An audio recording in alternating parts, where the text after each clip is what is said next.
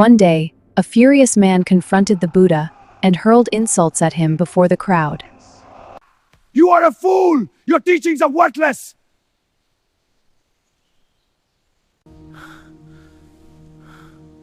Why don't you react? Are you not angry? If someone offers you a gift and you refuse to accept it, to whom does the gift belong? To the person who offered it.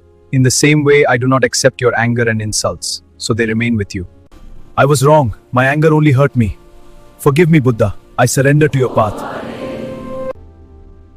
Anger and hatred only harm the person who carries them. Peace and patience are the greatest strengths. Ashamed of his actions, the man bowed in repentance. What began as anger ended in wisdom, and the man became a devotee of the Buddha.